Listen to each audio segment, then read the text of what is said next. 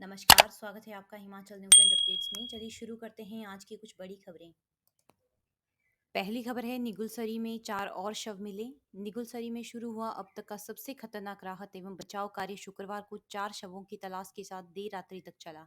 सुबह 4 बजे शुरू हुई जानमाल की तलाशी बचाव कर्मियों को ज्यादा राहत नहीं दे पाई। सुबह 9 बजे से 2 शव और फिर दोपहर बाद 2 शव बरामद हुए। इसके साथ ही हादसे में मृतकों की संख्या 17 तक पहुंच गई है, जबकि कई अन्य अभी भी लापता बताए जा रहे हैं। 4 शव जो शुक्रवार को मिले, उन्हें पहचान पाना भी मुश्किल था।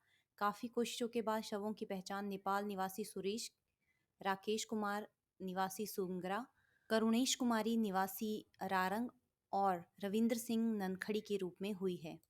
इस अभियान में मलबा हटाने के लिए भारी मशीनों का प्रयोग किया गया तथा खोजी कुत्तों की भी सहायता ली गई। दोपहर के समय कुछ देर के लिए अभियान को रोका गया, क्योंकि पहाड़ी से फिर से पत्थरों के गिरने का सिलसिला शुरू हो गया था। इस अभियान में पोकलेन मशीन को करीब 55 डिग्री के एंगल पर पहाड़ी पर चढ़ाया गया, जिससे मलबा हटाने में तेजी आई। एसडीएम भावानगर मनमोहन सिंह ने अपील की है कि लोग मृतकों के बारे में जानकारी सीएचसी भावानगर शवगृह से ले सकते हैं। अगली खबर है, निगुलसरी में फिर एचआरटीसी बस पर गिरे पत्थर, 2 घायल। किन्नौर जिला पर कुदरत का कहर थमने का नाम ही नहीं ले रहा। शुक्रवार को भी निगुलसरी के उस स्पॉट पर एक और एचआरटीसी बस गिरती चट्टानों की चपेट में आ गई। इस हादसे में 2 यात्री घायल हो गए, साथ ही बस को भी काफी नुकसान पहुंचा। सुंदरनगर डिपो की यह बस 4:30 बजे मंडी से रिकांगपियो जा रही थी और निगुलसरी के उसी ब्लैक स्पॉट पर अचानक पहाड़ी से पत्थर गिरकर बस को जा लगे, जिससे बस में बैठे अनुभव नेगी और अनीता कुमारी घायल हो गए। इन्हें तुरंत उपचार सीएचसी भावानगर ले जाकर प्राथमिक उपचार दिया गया। अगली खबर है, शानन विद्युत प्रोजेक्ट वापस लेगी हिमाचल सरकार। जोगिंदरनगर विधानसभा क्षेत्र में स्थित विद्युत शानन परियोजना को सरकार हिमाचल के नाम करवाएगी। वहीं 2024 में पंजाब के साथ समझौता खत्म होने के बाद इस प्रक्रिया पर कार्य शुरू कर दिया जाएगा। सदन में ऊर्जा मंत्री ने यह ऐलान किया है। विधायक प्रकाश राणा के सवाल पर उन्होंने कहा कि इस परियोजना को हिमाचल के नाम करने के लिए अगर अब कोर्ट का रास्ता भी अपनाना पड़े तो सरकार पीछे नहीं हटेगी। सदन में उन्होंने कहा कि समय समय पर प्रदेश सरकार ने शानन जल विद्युत परियोजना को अपने अधीन लेने के लिए काफी प्रयास किए हैं। हिमाचल प्रदेश विधानसभा ने सर्वसम्मत संकल्प 27/3/1981 को अपनाया था। वह प्रदेश सरकार ने शानन जल विद्युत परियोजना को हिमाचल प्रदेश को वापस करने के लिए केंद्र सरकार के साथ पत्राचार भी किया था, लेकिन केंद्र सरकार ने साफ किया कि 17 अप्रैल 1967 की बैठक में लिए गए निर्णय को, जो कि केंद्र सरकार के पत्र 1 मई 1967 द्वारा सूचित किए गए, को केंद्र की तरफ से बदला नहीं जाएगा। अगली खबर है, हिमाचल के बोर्ड निगम भारी घाटे में, कैग की एक रिपोर्ट। शुक्रवार को सदन में पेश की गई कैग की रिपोर्ट ने घाटे में चल रहे बोर्ड निगमों की सही तस्वीर सामने लाई।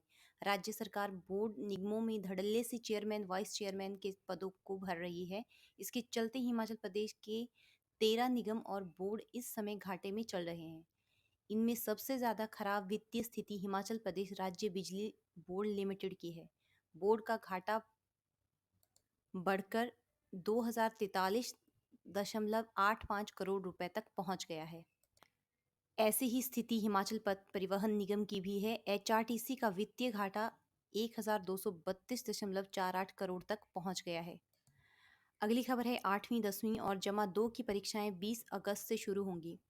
हिमाचल प्रदेश स्कूल शिक्षा बोर्ड द्वारा मैट्रिक व जमा 2 श्रेणी के नियमित परीक्षार्थियों की कंपार्टमेंट, श्रेणी सुधार व अतिरिक्त विषयों बोर्ड परीक्षा परिणाम से असंतुष्ट परीक्षार्थियों की परीक्षा राज्य मुक्त विद्यालय की 8वीं 10वीं जमा 2 कक्षा के नए प्रविष्ट अतिरिक्त विषय अंक सुधार तथा रीअपियर परीक्षाओं की अनुपूरक परीक्षा अगस्त सितंबर की तिथियों का निर्धारण कर लिया गया है। 8वीं श्रेणी में 20 से 27 अगस्त, मैट्रिक में 20 अगस्त से 1 सितंबर तथा जमा 2 में 20 अगस्त से 13 सितंबर तक परीक्षा होगी। परीक्षा में कोविड प्रोटोकॉल का ध्यान रखा जाएगा और राज्य मुक्त विद्यालय में 8वीं श्रेणी के परीक्षार्थियों की अनुपूरक परीक्षा में 20 अगस्त को गणित, 21 को विज्ञान, 23 को कला, गृह विज्ञान और 24 को संस्कृत व 25 अगस्त को सामाजिक विज्ञान की परीक्षा होगी।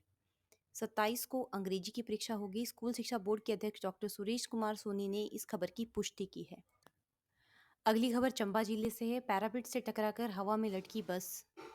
हिमाचल प्रदेश के चंबा डंडी रूट पर चलने वाली एक निजी बस तेलका के पास काली मोड़ पर पैरामिड से टकराकर गहरी खाई के ऊपर हवा में लटक गई। गनीमत यह रही कि बस खाई में गिरने से बच गई, अन्यथा जान माल का भारी नुकसान हो सकता था। हादसे के समय बस में करीब 12 सवारियां वहीं बस की टक्कर से धराशायी होकर खाई में गिरे पैरापिट की चपेट में आने से एक गाय की मौत होगी। हालांकि कोई भी ग्रामीण पैरापिट की चपेट में नहीं आया। बस जैसे ही पैरापिट से टकराई, सवारियों में अफरा तफरी मच गई। लोग चिल्लाने लगे और चालक ने अपनी सूझबूझ से बस खाई में गिरने से बचा ली।